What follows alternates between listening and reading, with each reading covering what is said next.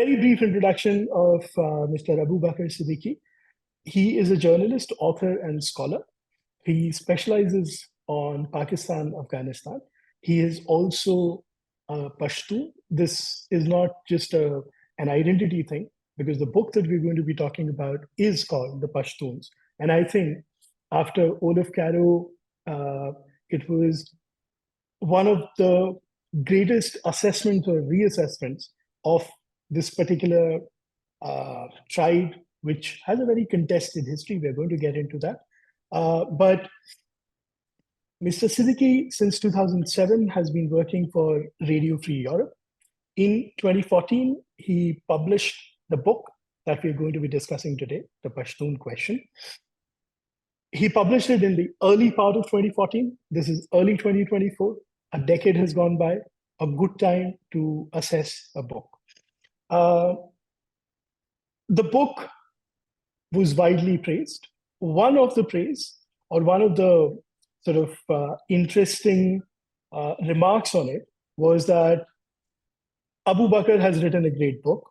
This is what Ryan Crocker, the former US ambassador to Afghanistan and Pakistan, said. And not just that, it was called as a seminal work for anybody who is a decision maker in South Asia. Mr. Siddique is cited frequently. He's also a trained social scientist, and he brings all of this when he comes to work on his day job as a journalist. This is a brief introduction. With this, Mr. Siddique, I welcome you to a session of Asia Sensemaker. And if I have your permission now, I would like to start formally with this conversation. Thank you so much. Please go ahead. So this is the book that we're going to be discussing. This is The Pashtuns. This came out in 2014. This is perhaps one of the first copies that I had. And a lot has been learned, especially by me, about Pashtuns, Afghanistan, Pakistan. But what it did is it opened to me a very interesting poet. And I know that you often talk about him when you talk about the Pashtun question. And because I'm not very good with this language, I am going to stick to English. I'm talking about Khushal Khattak. I hope I'm pronouncing the name correctly. Yes, Khushal Khattak. Khushal Khattak. There is a poem, De Pashtun Na Gila, or Displeasure with the Pashtuns. This was written almost 350 years ago. And the poem and the context of the poem is that the Pashtuns are a contested tribe. They can, if they want, lay down an empire if they just come together. From that time to now, I would like to begin by asking you to give us a historical background of who the Pashtuns are and why have they never been able to come together for amity as one, but they've always managed to be one when somebody has tried coming out at them or coming at them as an external threat. Well, thank you. So coming to your question, I think the Pashtuns in some respects are a unique people because today, not only because today they are the largest tribally organized society in the world, but because they have formed and in some cases defeated empires. They are their homeland, which is in today's Pakistan and Afghanistan, is strategically located on, it's a kind of transition zone between South Asia and Central Asia. I have to admit that I'm not a great historian or expert on ancient history, but I think that a lot of Pashtuns The Pashtuns are basically, in some ways, indigenous to the land they live in today. But of course, like all people in today's world, there have been other people or ethnic groups or tribes or communities who, over the time, became Pashtuns.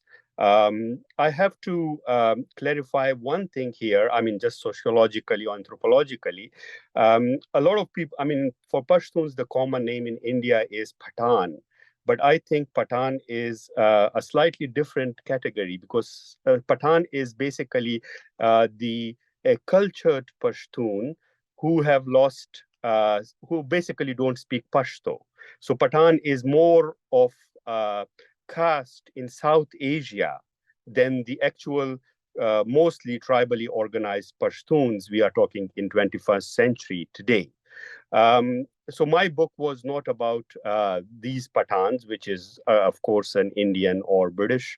The British adopted it from India in the term, but more about the people who live in this land today. So these people, their homeland is uh, uh, historical. It's important. I mean, I can tell you a number of civilizations. For example, the Indus Valley civilization. There are still archaeological monuments. Gandhara is a civilization that basically covers the Pashtun homeland, both in Pakistan from Taxla to Bamiyan, Jalalabad, and then Bamiyan. And they are I think there are two or three important things to understand about Pashtun's history. One is that the Pashtuns were in this region which was frequently invaded from the north. And the Pashtuns did invade South Asia, or what is essentially today's Eastern Pakistan and India from the north. So there are breaks in Pashtun's history. There is, and this is because of primarily in Pashto language, we still refer to Mughals, and Mughals doesn't mean strictly the dynasty, the Mughal Turkic dynasty in India.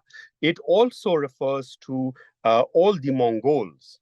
So during Mongols' invasion, for example, the Pashtuns were defeated or annihilated, or they suffered a lot.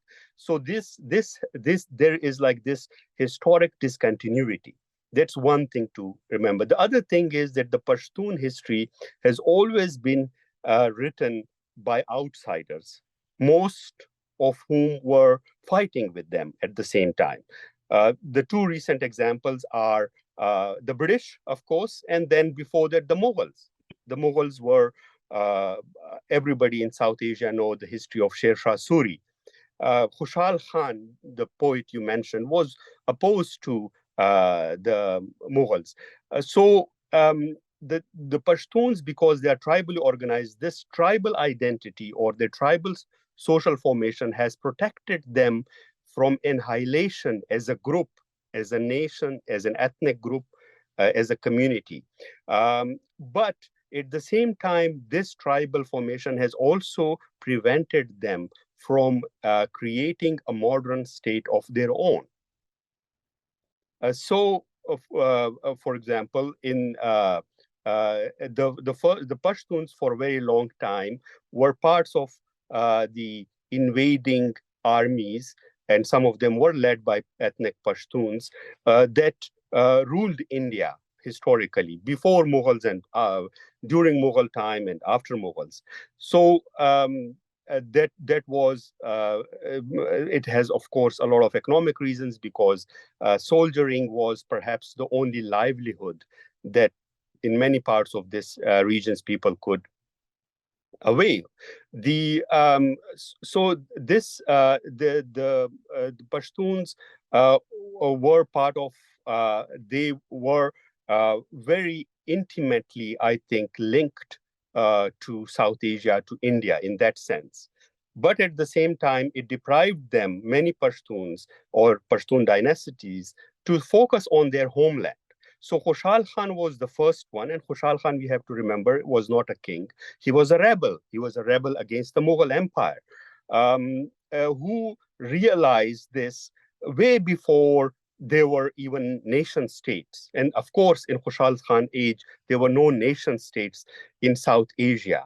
All of South Asia were empires.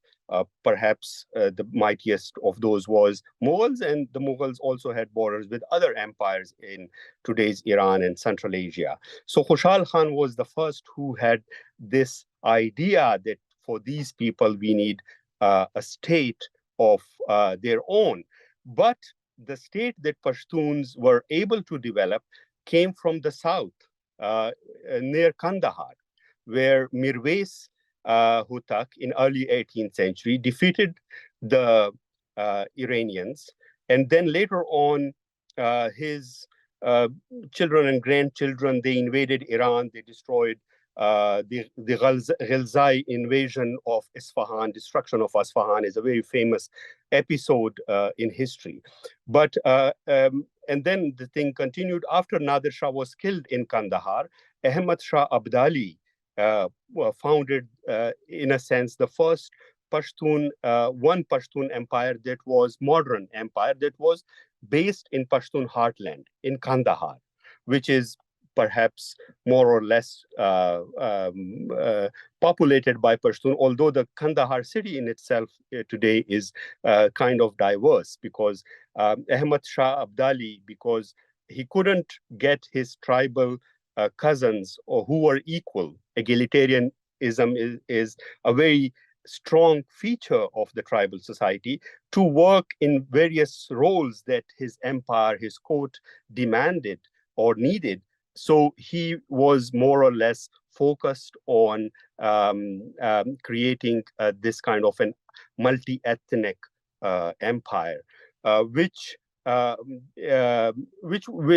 later on, under his under his broader family or broader clan, it was there were, of course, rivalries, which defines Afghanistan's history after his death in 1760s or something like that. And those rivalries also had one very important element. The important element was that anybody who rules this new empire must have some kind of external support, and that became very pronounced after the first British invasion of Afghanistan. And we should remember that the first British invasion of Afghanistan happened under the East India Company. It was not Britain per se. It was the Indian East India's Company's empire in South Asia that invaded Afghanistan. And of course, we know the history, what happened. The invasion was a major failure. The Afghans were perhaps able to unite. So all tribal societies, I think, has this feature, particularly tribal society who are organized like a tree, where a clan is basically a larger family, and a few clans come together to form one tribe, and then another tribe. In Pashtuns, rural Pashtun communities, in some communities, we have this thing where it goes like there are 7 stages of when you become a tribe, like a full tribe. Something like, for example, the Zadran tribe today, the Wazir tribe today, the Afridi tribe today. So, but then again, this tribal formation of the Pashtun society in the 20th century, it prevented the Afghan rulers from developing a nation state. The Duranis, after Amanullah Khan personally, but even after him, people like Dawood Khan, they were, even Zahir Shah, they were obsessed with creating a modern nation state. And of course, the British played a major role. People who provided, I think, offered the most resistance to British rule, call it colonial rule or imperial rule, they were the Pashtuns. Some of the largest battles, not only the 3, what we know as 3 Anglo-Afghan wars, but even battles in places like Malakand. Churchill has famously written a book about the it's called the Malakand Field Force. And in Waziristan, in Job, in other parts of, in Afridi country, in Tira, in other regions, they offered a very stiff resistance. And that prompted the British to come up with a very unique arrangement that I have detailed in my book, which is like the three-fold frontier, or the scientific war, whatever they called it in that time. One school of thought in the British foreign policy thinking or imperial thinking was that we need to capture all of Afghanistan because then we can prevent ourselves from any threats from Russia.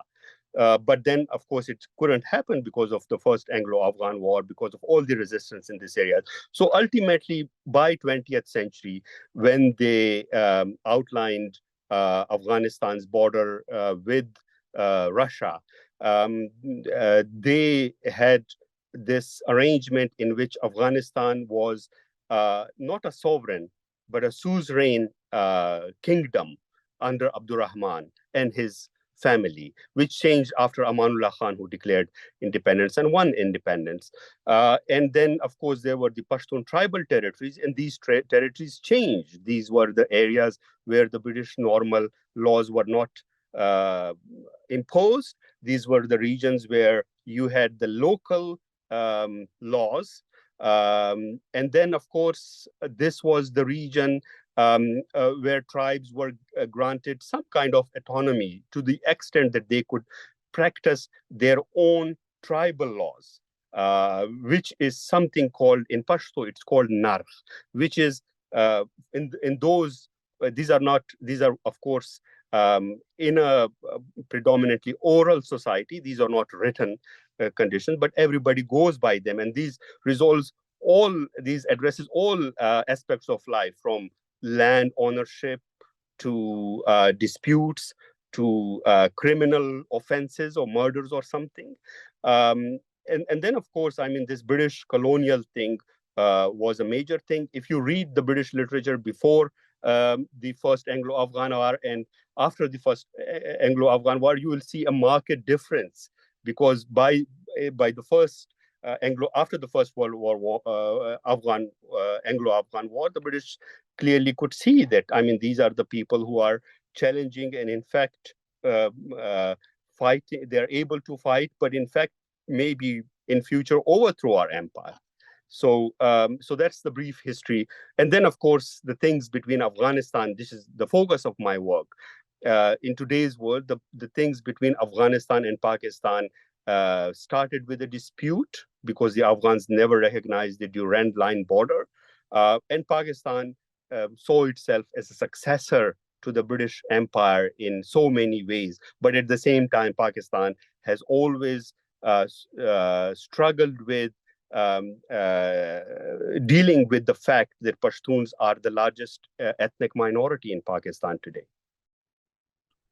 Thank you. I think that was very insightful, because when we talk about the Pashtun question today, we don't get into the complicated history. We get a very easy version, the 5-minute version or the instant version. I'm going to get to the Durand Line, because I think that 1893 catastrophe haunts us and will continue to haunt us for some time. But before I do, there is something that you said about, or rather referred to, this change that happened vis-a-vis Islam. So in your book, when you start the book, you talk about Pashtun Valley, the Pashtun culture, which is a very important part. Now, Islam makes an entry into Pashtun Valley very interestingly. If you talk about Saidu Baba, who is a very interesting figure that you've also written about him. And then you had the Saidullah of Malakand, who was, I think, given the title of the Mad Mullah by the Britishers, and he was the first one to be awarded this title. The Britishers would go around using it left, right, and center. Because your book focuses on the aspect of Pakistan and Afghanistan, especially the thing that connects them is the idea of Islam. How is Pashtun Valley and how is Islam made inroads into Pashtunwali, keeping in mind one of the most iconic Pashtun leaders of the 20th century was diametrically opposed to the idea of Islam which is doing the rounds. So I'm talking about Khan Abdul Ghaffar Khan. Well, I think for a lot of people, when they talk about Islam and Pashtunwali, they talk about two things that are opposed to each other. That's not the right way to look at it. I think by and large, Pashtuns have accepted Islam whenever it happened historically. And again, the history is a little bit murky, and I'm not a die-hard historian. But I think the Pashtuns, I mean, the myth is that the Pashtuns went to the Prophet and accepted Islam under Qais Abdul Rashid, the mythical ancestor. But that is a history that was written under Mughal courts or something. But by and large, we can assume that Pashtuns have been Muslims for at least 1,000 years. And in these 1,000 years, there've not been a tension between that I'm primarily a Pashtun or primarily a Muslim. The Pashtuns saw themselves very much as a people in their own thing, but in a larger context, as many Muslim communities, they saw themselves as Muslims. The thing is that it's whatever the tensions are or the changing role of Islam, that happened very specifically after the Afghan war, with the beginning of the Afghan war. Actually, sorry. To put it in wider context, when you say Afghan war, which one? Do you mean the ones with the British, or are you talking about no, Soviet invasion? the one that started with the Soviet invasion of 1979, which actually started with the Khalqi communist coup in 1978, and even before that, it can be argued that it actually started with the bloodless coup of Sardar Dawood Khan against his cousin Zahir Shah in 1973. So Pashtuns, Islam and Pashtunwali, in some ways, Islam is very compatible to Pashtuns because Islam originated in a tribal society of the Arabs, which organizationally, how it's organized, you can look at the Bedouin today, they are not very different from Pashtuns. And then, of course, there are other Muslim societies with a very similar social makeup or social organizing principle. So, but this, and I have to tell you one thing, even for Abdul Ghaffar Khan, for a figure like Abdul Ghaffar Khan was a practicing Muslim. He never missed his prayers. He even performed Hajj. He even went to Beit al-Maqdis or in Jerusalem. He was given the title Raisul Ahrar by the Deoband movement, the Deobandis, and all Deobandi mullahs in what was then the small province of Northwest Frontier Province in the British India. Most of them supported him. Some of his very die-hard supporters were Deobandi clerics. But this whole thing about Islam, it was that Islam became a political ideology in the Pashtun lands. I think it basically started after the creation of Pakistan in some ways, because you had a very strong leftist or communist or socialist influence. A lot of the Pashtuns, even before the partition, were leaning, Pashtun intelligentsia, some part of it, was leaning towards the progressive thinking in what was then called the progressive thinking, post-communist thinking. And then, of course, when Afghanistan became a democracy in 1964, there were two kinds of parties emerged, or there were a party called the People's Democratic Party of Afghanistan, PDPA, which had two wings or two primary factions. But then, of course, there was an Islamist reaction to that. One of the most important Mujahideen leader, Nabi Muhammadi, was also a member of the same parliament that Babra Karmal, one of the most important later the president of Afghanistan was. So this thing became very political. And of course, after the Soviet invasion of Afghanistan, Islam became the anti-communist rallying cry. And in this thing, Pakistan has some hand, Pakistani state, because Pakistani state had a problem with the primary problem of Pakistani state was with Pashtun nationalism, with Afghan nationalism, with Afghan irredentist claims, with the Afghan non-recognition of Durand Line, all these things. So Pakistan under dictator Ziaul Haq, who needed to utilize Islam under his who utilized Islam under his for his domestic political agenda, but also as part of his foreign policy.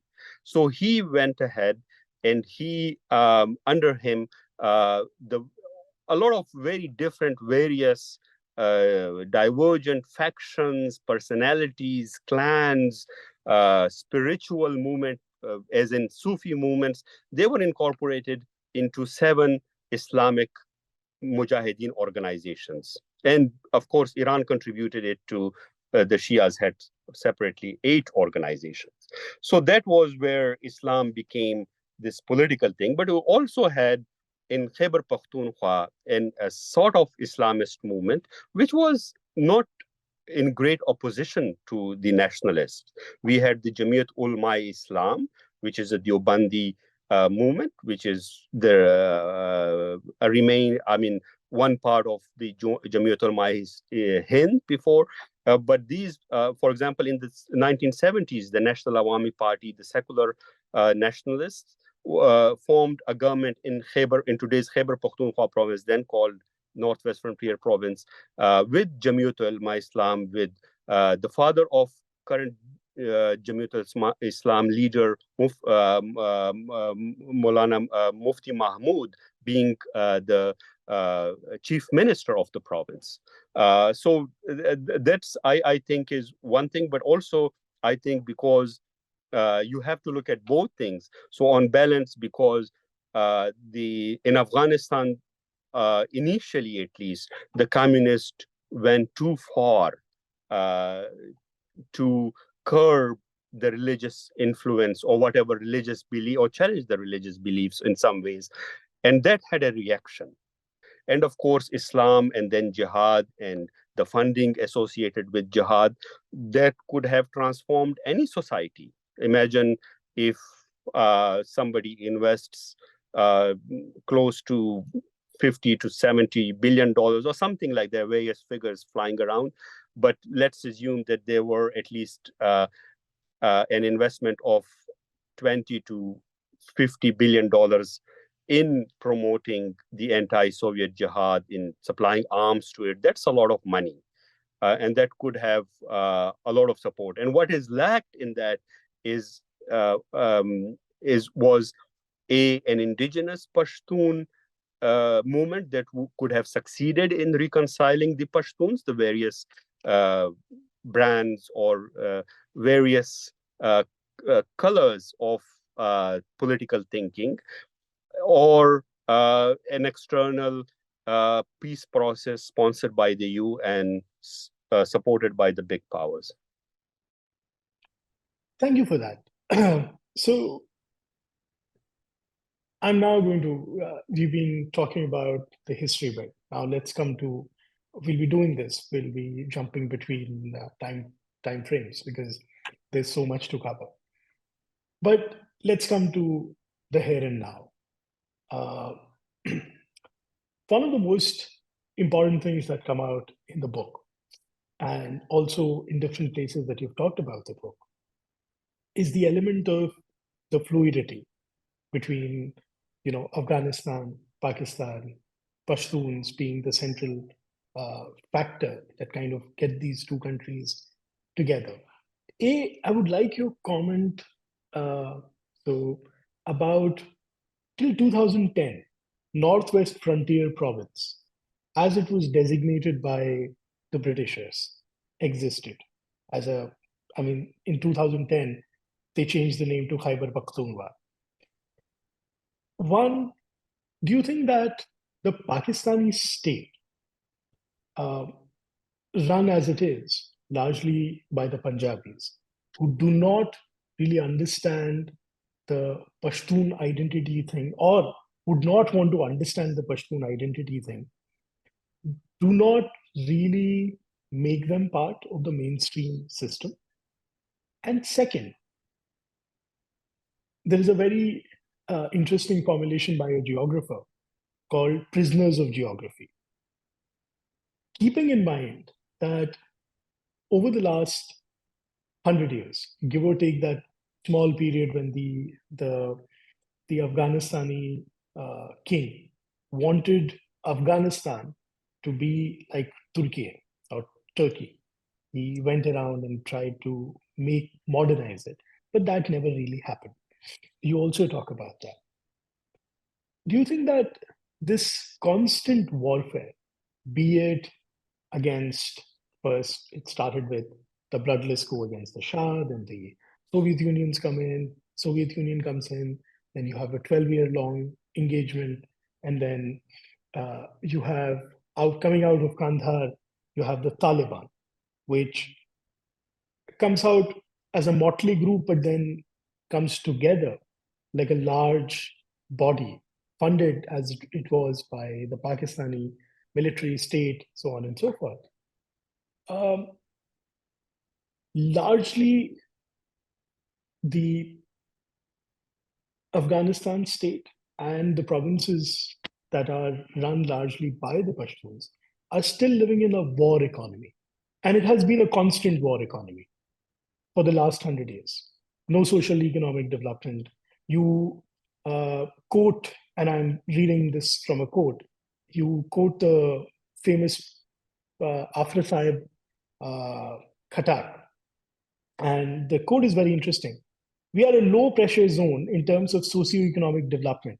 I'm afraid it will attract storms. Do you think this is a perpetual problem and it will continue to attract storms because A, the way it has been formulated is still colonial, and B, that economic development, institutions, and conversations about development are just not happening there? Well, I think that's like a very central question for Pashtuns in the 21st century. My book, I have to clarify, is not my opinion. I have tried very hard to do research, and everything is attributed. But I have tried to go beyond. Of course, one of the aim was to overcome the stereotypes and the myths and, frankly, the propaganda about these people living in Afghanistan and Pakistan today. I think one thing you said, look, a lot of people ask me, why can't Pashtun do this or do that? So, but my answer is that Pashtuns are not capable of doing these things on their own as a people, as citizens of some state. The states have to evolve, and that's in the concluding chapter, that's what I've suggested.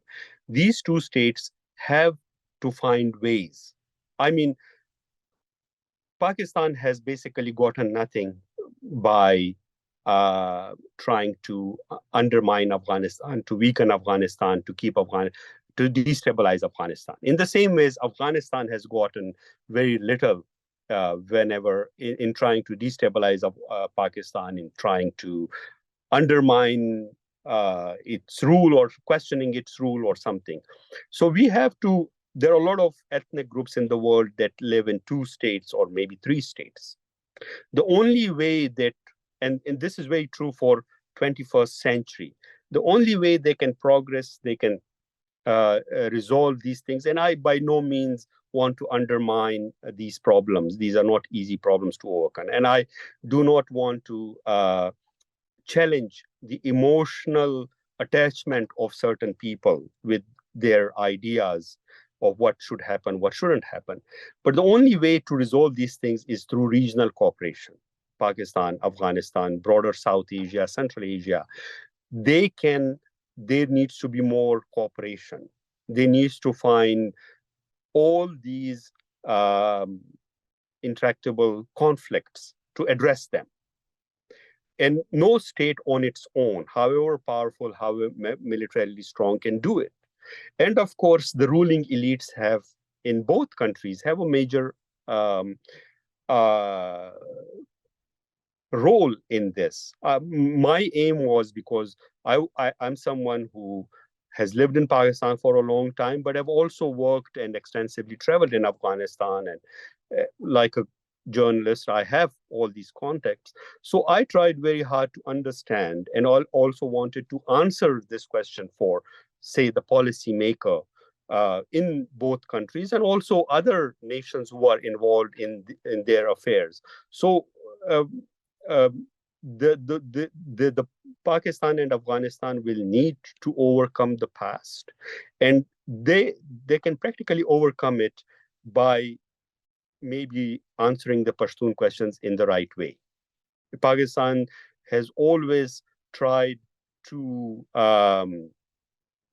color this whole thing as some kind of a big conspiracy by outsiders. But Pakistan genuinely, you had on this program before me many scholars of Pakistan, and they can tell you that Pakistan genuinely has all this problem. It's created in the name of Islam, but it's actually composed of various ethnic groups with their own history who still live in their historical homelands. And when these ethnic groups, particularly the Pashtun and the Baluch, they are denied their rights, basic rights, some of those guaranteed even in the Pakistani constitution, then of course there are political conflicts, there are political problems. So for me, I think the Pashtuns cannot primarily do something as an overcome, because Pashtuns are not one monolith today. Pashtuns live in two different states that have historically been opposed to each other. So, for example, an Afghan Pashtun, whatever good he wants to do, he will do it in the framework of the Afghan state. The Pashtun rulers of Afghanistan, be they Islamists like the Mujahideen or Taliban, be they communists, be they royalists or the ruling dynasty that ended in 1970, they all were committed to the idea of in a sense, this greater polity or something. They wanted Afghanistan, as part of its foreign policy and its conflict with Pakistan, championed the Pashtunistan issue for a long time.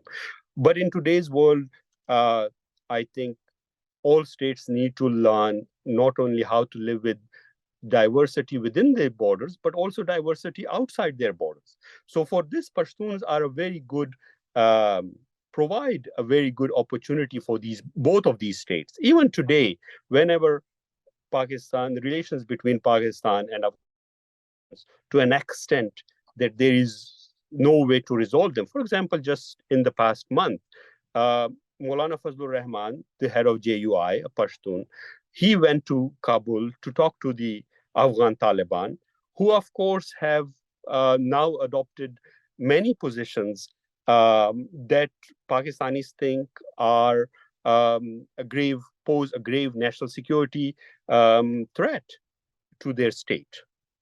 But all these things, and this include not only this is not only specifically for the Pashtun problem, but also for other cross-border problems, because this region, these borders, or today's states, they are in some cases an evolution or consequences of empire building and dismantling of empires historically.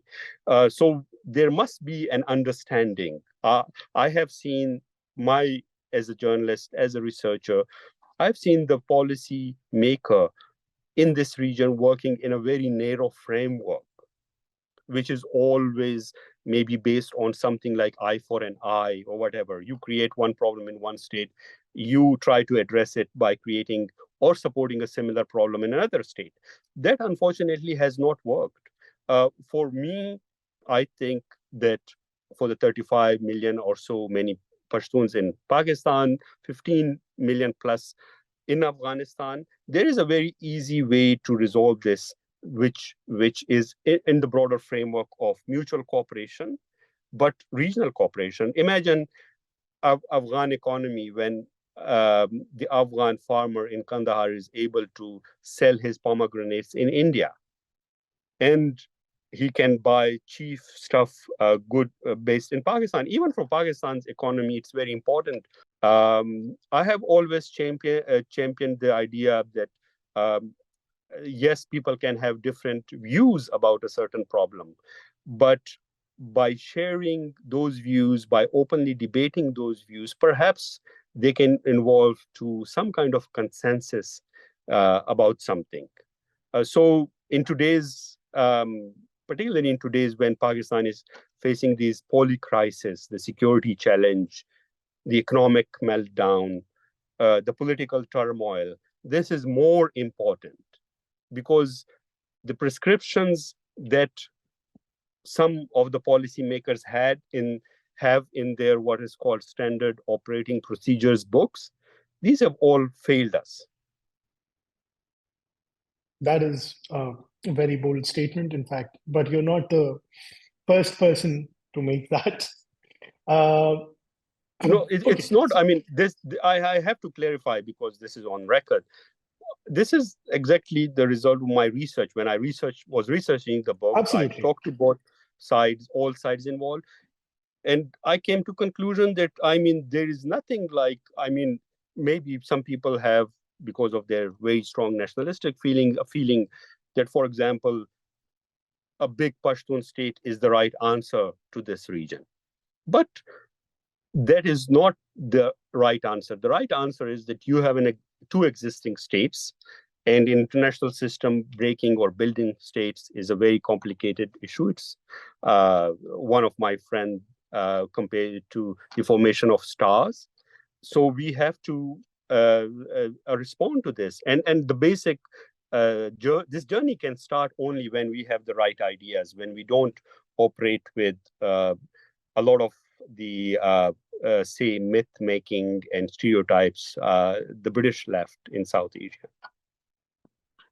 Absolutely. With that particular caveat, and I think it is an important caveat, um, I'm going to come to the Durand line now, but I'm going to also try and look at it from another party that you talk about, but not directly in the book. You mention it in some places. Saudi Arabia.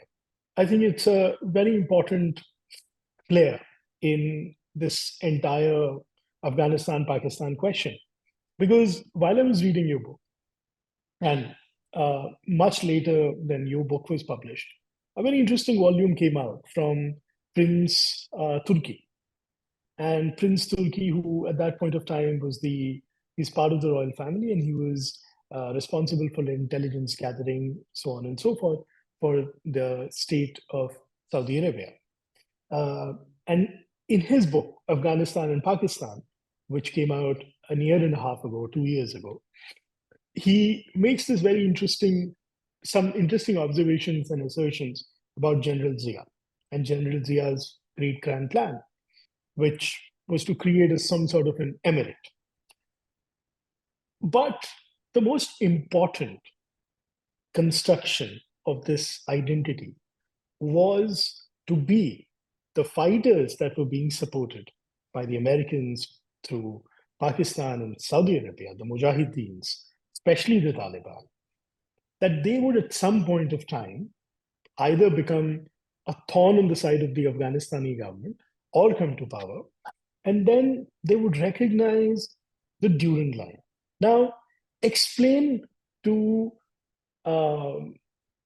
people on this side of the lines conversation who are not really fans of the lines that the Britishers have left behind, the McMahon line and so on and so forth, which are nothing but festering sores of history in the subcontinent.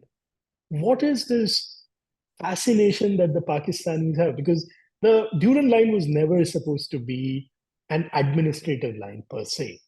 If I read it correctly, it was always part of the great game. This sphere of influence was drawn that shall you cross beyond this, Russia, you, as in Russia, and the Britishers are going to have a problem. And the Afghanistanis refuse to believe that. And doesn't matter who is in power. Is it a communist government led by Najibullah?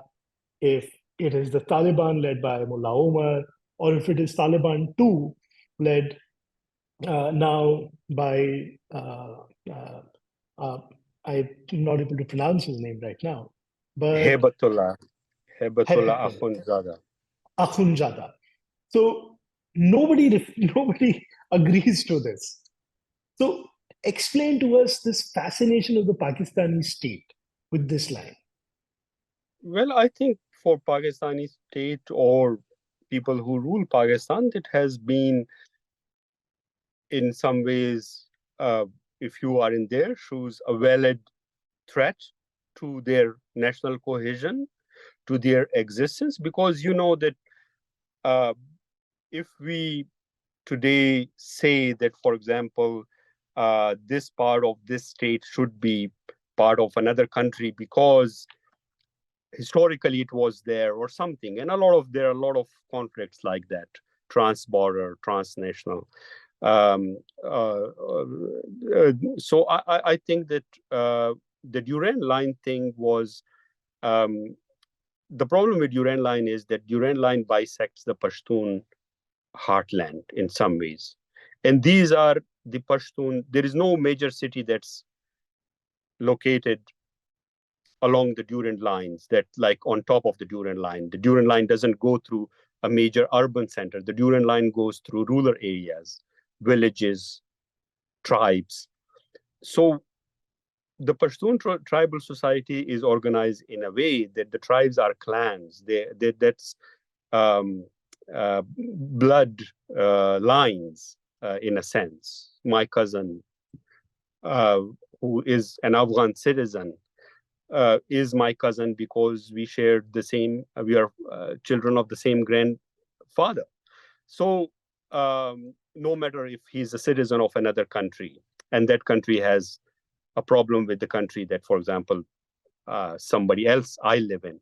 So in that sense, the Durand line thing by Pakistan trying to turn it as an existential security threat was not in Pakistan's best interests.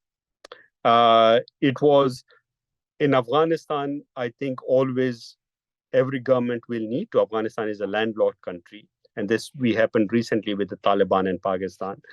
They will need to have some kind of a working relationship with Pakistan for very practical purposes, for trade, for exports, imports, and above all, security. So Durand line cannot be a hard border. It was not a hard border in that sense, never. But now Pakistan has built uh, this very long barrier along the Durand line, which I think, and there is a lot of opposition to that. I mean, there is a very big protest going on in a place called Chaman, which is the one of the largest border crossing with Pakistan. And there, these Nurzai and Achakzai tribesmen who make up the local population, their clans, their relatives live across the border. So they have, for example, if there is a death in one community, in one village, their graveyard is in the other country. So what can they do? So for that, I've always suggested that one way of doing it, and that was just an academic suggestion. I'm not by no means controlling the thing, what the states will do, what the policymaker will do, to have greater people-to-people relations. And people-to-people relations will ultimately transform into something better. I mean, there is no need, there is no benefit for Afghanistan or Pakistan to invest in these conflicts. to negatively invest in the way. For example, one of the things that Afghans have about Pakistan now is that a majority of Afghans today perhaps agree on one thing, and that's the only thing that a lot of Afghans agree is, which is that they blame Pakistan for a lot of their problems. Now, if I was a Pakistani policymaker, I must think that why it happened, why after hosting the Afghans, as the Pakistanis claim, for 4 decades, why they still hate us, or they're not happy with us, or they blame us for all kind of things. Some of this Pakistan might be responsible, some of not, because nobody has scientifically studied um, what exactly. But in the political discourse with Afghanistan, it is way better to have this kind of relationship. In a way, in the past 20 years, a lot of the Afghan emphasis has been of making the Durand line not the key issue in the sense, because even under the Republic said that Pakistan should cooperate with us to stop the Taliban threat from that in their view emanated from Pakistan, because they blamed Pakistan for hosting the Taliban. Today, Pakistan is in the same position. It is asking the Taliban to prevent the TTP, which is the Pakistani Taliban group, the Tehrik-e-Taliban Pakistan, to attack Pakistan. So that's where my thing comes, that the Pashtuns in 21st century, they need both states to work out this. And this can only happen in a larger regional context, because one major thing that has changed since I wrote my book is, of course, the departure of the United States from the region. The US war in Afghanistan is over. And so there is not that much, at least Western interest in resolving the bilateral Pakistan-Afghanistan. But at the same time, it's a very complicated question in a region where a lot of the public opinion see a conspiracy behind everything, a conspiracy behind some Pashtun youth protesting for the recovery of their disappeared relatives, for Pashtuns protesting for justice, Pashtun protesting for the rights that they have under the Pakistani constitution guarantees them. So there is I think, nobody from outside is now really invested in the kind of conflict that we saw uh, maybe in the last 2 decades of previous century and the first 2 decades of this century.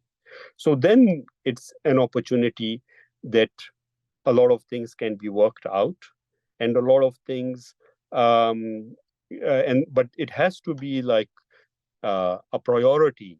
But what I see now is that both countries are facing so many problems. For the Taliban, the question is their legitimacy. The Taliban are a closed group who are not even appointing people outside their group to some minor positions in their government.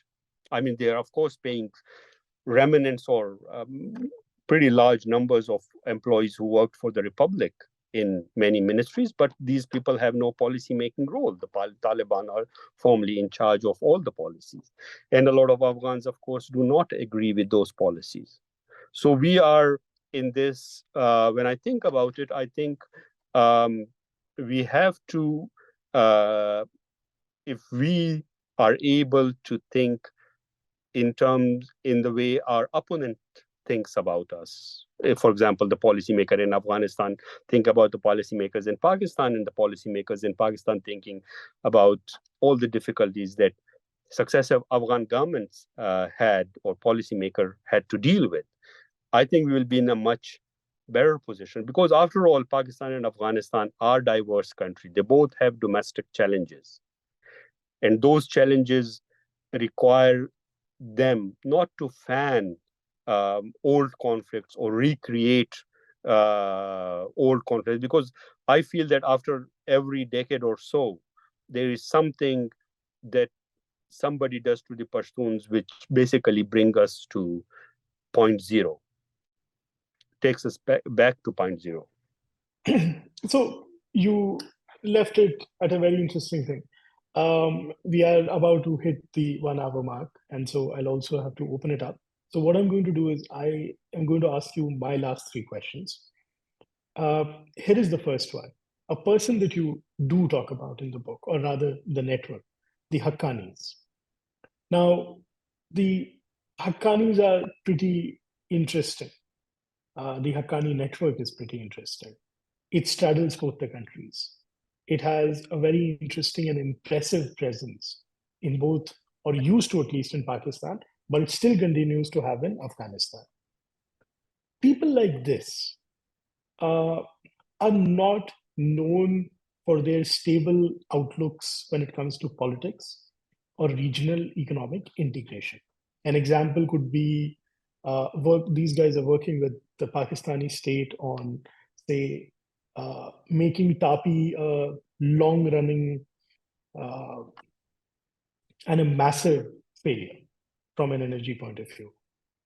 What do you think makes the Pakistani army, the Pakistani intelligence paraphernalia, think that the group that was ousted from Afghanistan, I'm talking about the Taliban now, from 2001, when it comes back to power 20 years later, will suddenly uh, accept the wisdom of the Pakistani state? This is something I do want to know from you because you've been covering this area and you've spent some time speaking to different people who know the Taliban side very well, especially after they went out of power. Well, I think that for me, I've argued in my book, that's my research. A lot of my research was about the Taliban, and I used to read a lot of their own literature. You won't understand a group or a party unless you talk to them or extensively read what they are saying, try to understand their positions. The Taliban are primarily an Islamist organization that aspires to confine itself to Afghanistan. And when I was researching the book, I've quoted the former leaders who told me that they are obsessed with the Afghanistan that's recognized by the UN, which means the Afghan state as we know it today. So I don't think that Haqqani network for a long time, people argued, was some kind of a separate thing. It's very clear that Haqqanis are kind of a faction within Taliban, but there is one thing unique about the Taliban, which differentiates them from the leftists, the Islamists, all kind of political and military groups in Afghanistan during the past half century, pretty much, is that the Taliban are a very united group. For the Taliban, obeying their leader, be that Mullah Omar or his successor Mansour, who was killed in Balochistan in 2016, or the current Amir, is a religious obligation. And there is like a very deliberate effort, I think, by the Taliban to keep their own, the ways their own organization works or thinks very vague. But there is one very clear evolution in the Taliban thinking, and that is about the Pakistan. I think the Taliban from day one tried to prove that they're independent. To them, whatever they did during the war was necessitated by their military strategy. Then during the war, they were running an insurgency, and insurgency can only be successful if you have hideouts that are safe and outside the conflict theater.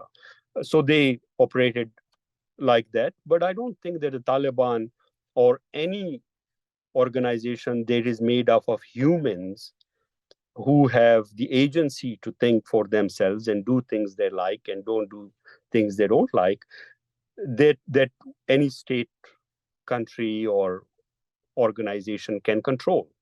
So for Pakistan, it was, I think, very futile to think that by giving money to someone or sheltering someone, that they will be beholden to be Pakistan, loyal to Pakistan forever.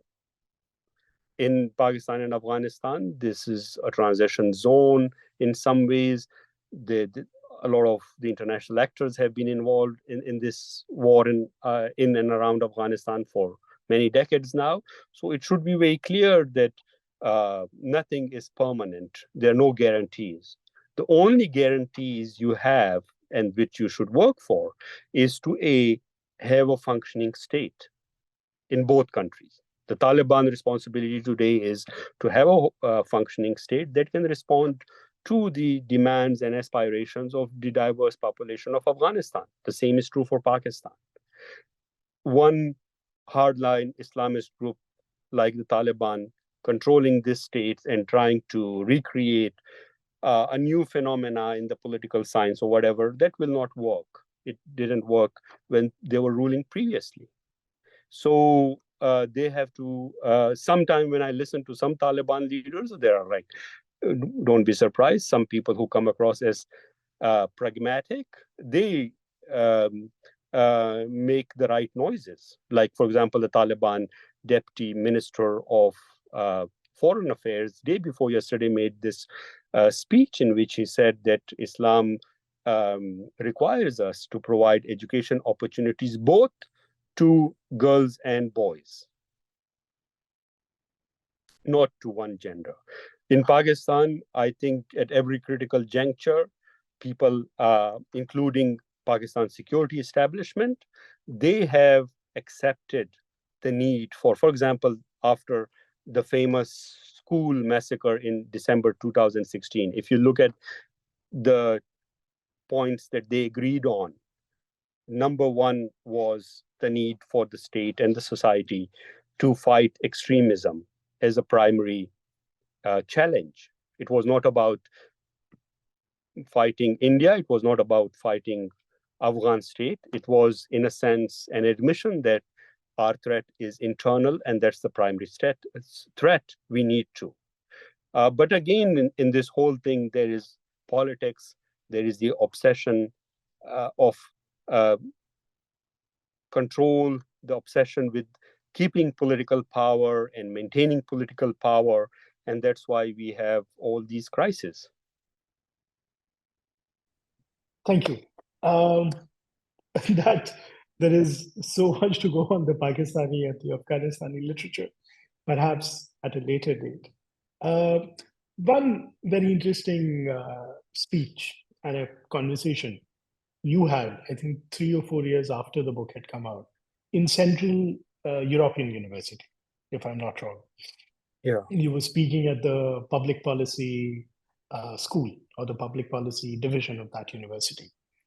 And in your speech, you made an interesting point about the Belt and Road Initiative. At that point of time, there were multiple names doing the round, one belt, one road, so on and so forth.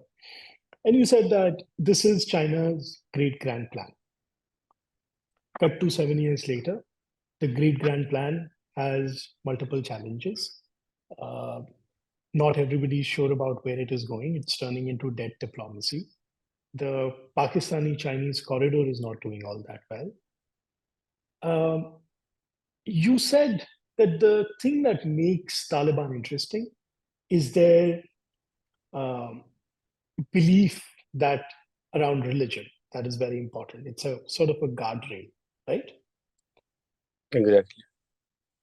And that is interesting when you put it in perspective, that the Taliban, the country that they are getting very, very close to is not Pakistan for obvious reasons, is China.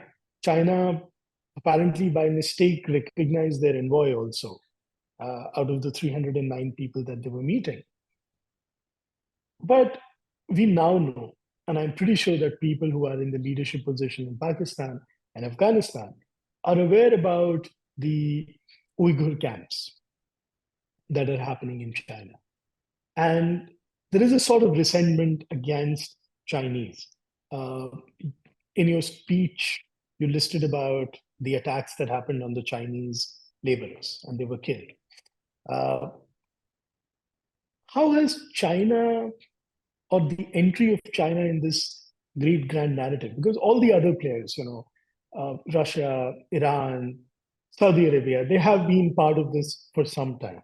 China is a new entrant. How has that changed the dynamic? Well, I think I have to say that I'm not a China expert. I have no insight into uh, the. But you are an Afghanistan expert. Yes. So, I mean, on Afghanistan, I think a lot of people attribute a lot to China. And Afghanistan is, I can tell you, is a no-go zone for independent journalists now. Afghanistan is the Taliban are absolutely controlling the information environment there. A lot of journalists have left. So I take everything I read from them with a pinch of salt, or about China. I think what the Chinese are primarily concerned inside Afghanistan. In Pakistan, that's a very different thing because their strategic relationship with Islamabad also involves, of course, their outlook or their competition with India.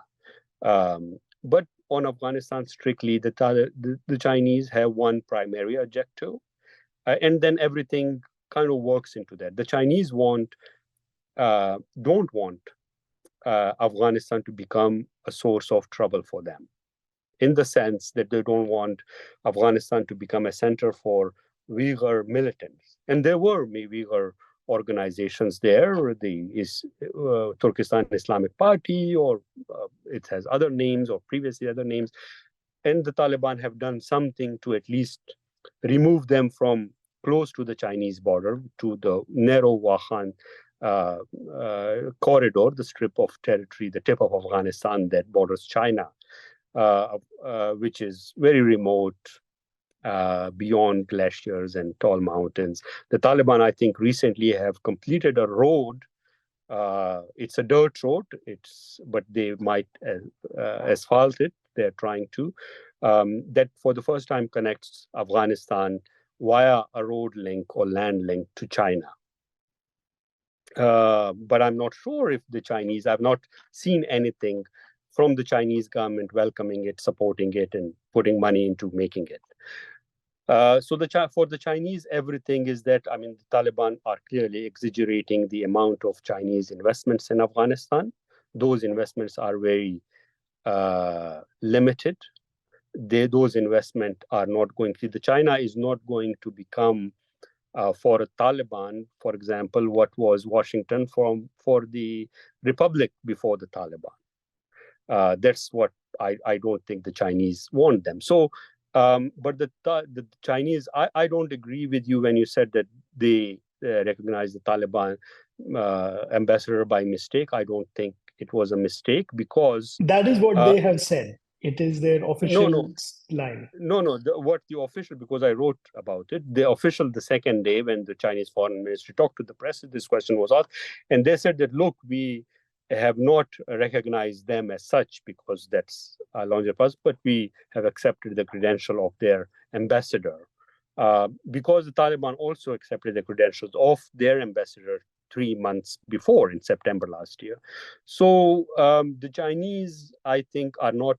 The Chinese, one of the key challenges to the Chinese investments or the road and belt projects, CPEC in particular, has been from these militants, part of which are linked to the Taliban. The TTP attack, one of the most devastating against the Chinese, was a recent TTP attack. I think it was in 2021 or 22. And then, of course, there were the Baluch separatists, nationalist separatists, have always attacked China in the south of Pakistan.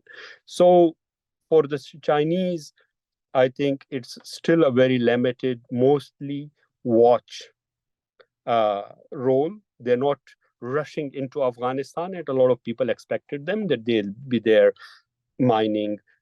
Just consider that one of the biggest Chinese mining contracts is for Mise Ainak, this big copper and perhaps gold mine near Kabul. And it's now, I think, like more than a decade old, that contract, or even maybe 15-year-old. And the Chinese have not dug anything. The Chinese have not done any excavation. The Chinese have not done anything to transfer or preserve, I think, these very large Buddhist remains, archaeological remains from the Gandhara civilization, which is, of course, a major national treasure for Afghanistan, and everybody should be invited to it. I also think that the Chinese have done one thing, perhaps, since the Taliban took over, or that they have diversified their policy towards Pakistan and Afghanistan. They used to, it happened, it's something that started under the Republic when they hosted Karzai and Ghani, and uh, offered some security and a lot of economic assistance, or some economic assistance, is that they no longer see Afghanistan through Pakistan's prison or their bilateral relations with Pakistan. They are trying to deal with Afghanistan as an independent entity, as an independent country, and are trying. But I have one thing that I always think about and wonder is how much expertise the Chinese have in this region. For example, the Americans, all the other countries, they have a lot of expertise in Afghanistan. There are people who speak the language. There's people who can speak and know these people. Where all the Chinese in this game? That is a very good question, considering that Haji Bashir Nurzai seemed to be the most important conduit that the Chinese is using to get in touch with Taliban and do a whole lot of other interesting stuff. So it's a good question, and perhaps only time will tell. My last question before I open it up.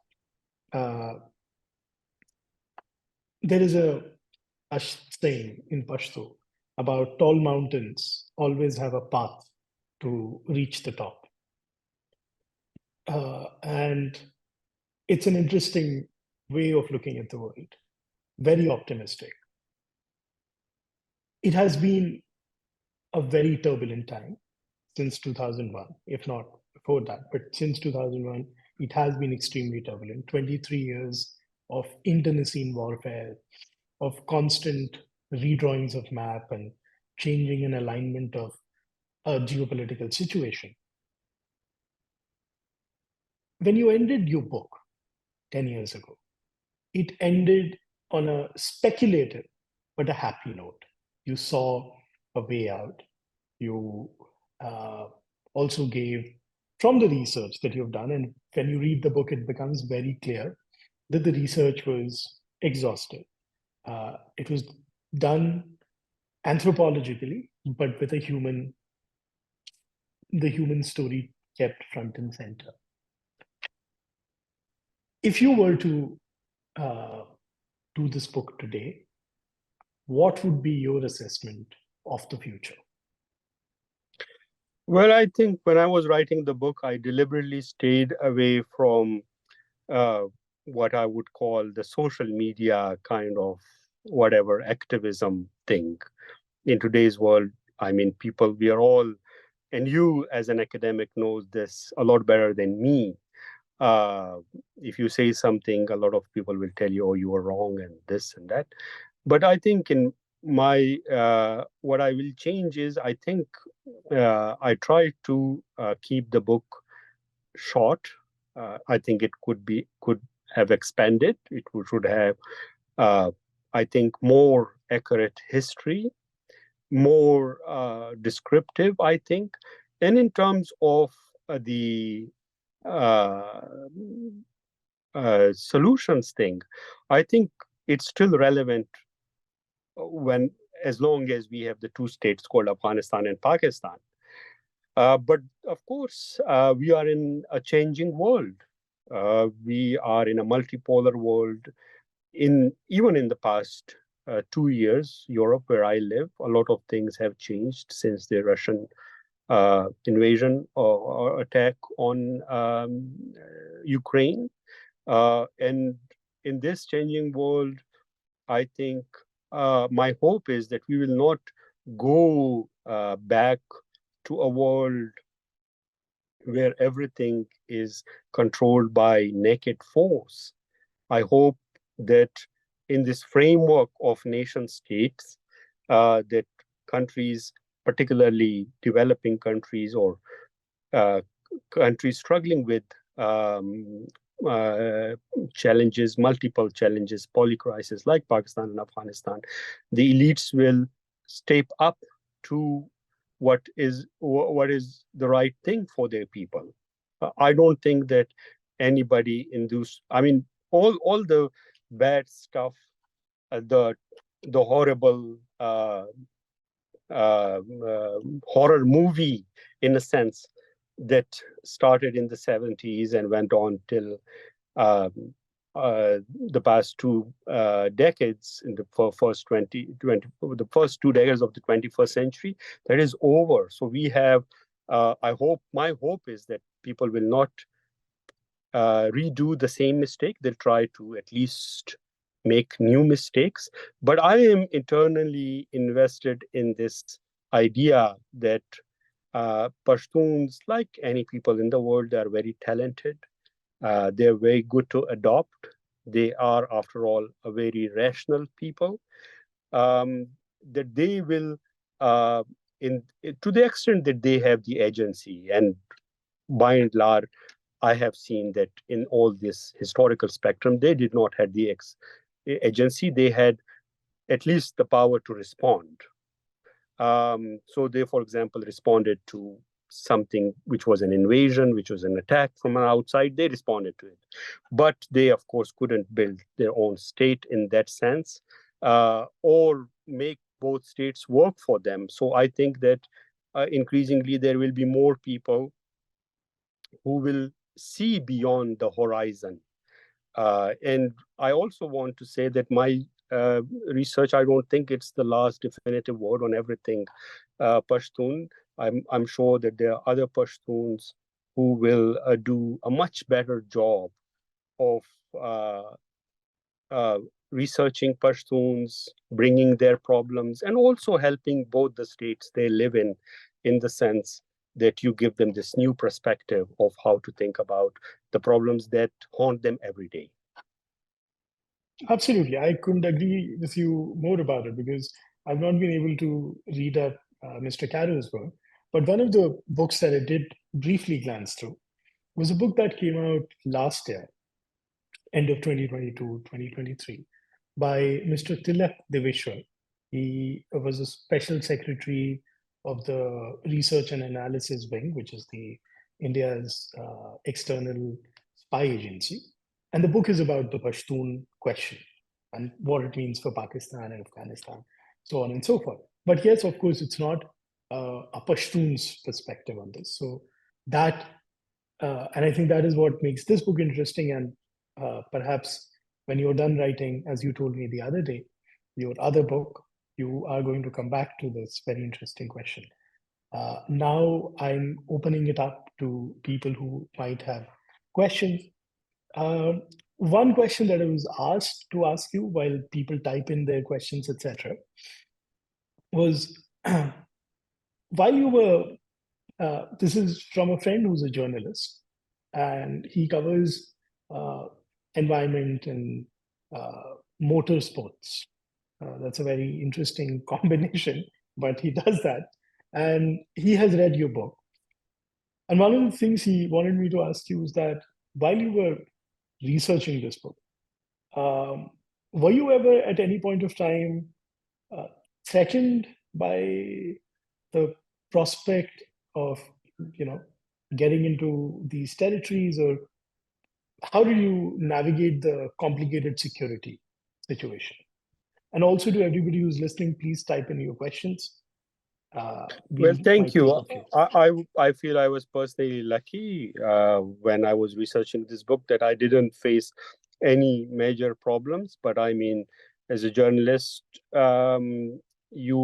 I think when you are a local in that sense that you know the very minute details of what is happening where and what to avoid and how to approach people and how to do that, then it's possible that you can go to places, you can meet people, I hope that under the Taliban, there will be perhaps more opportunities for journalists to visit Afghanistan, to report on Afghanistan accurately. I have always felt that Afghans are one of the best people to talk to. The Pashtuns, of course, are very hospitable people, but the Pashtuns are also people who like to tell their stories. And that thing has been always with me, that a lot of strangers, people I never had no connection to, never met, they opened their doors, they talked to me, they shared their genuine perspective, their genuine problems. As a journalist, I would love to report on motorsports. Your friend is very lucky. But I hope, but I think, like, for Indian media broadly, I think they should also try to, if to the extent possible, given Pakistan's, India's history, the state of their relations, to report from the country. And the Pakistani journalists and Afghan journalists should also do the same. We live in a globalized world, but I think South Asia, this region, is one of the least integrated region. I live in Europe, where I think they've created a dream where the borders are open, you can travel anywhere.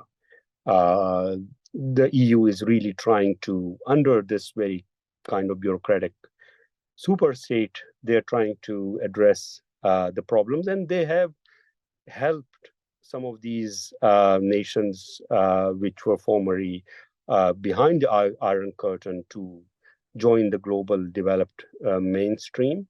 But one thing I can tell you as an anthropologist, that what we call development might not be the ultimate answer to all of our problems.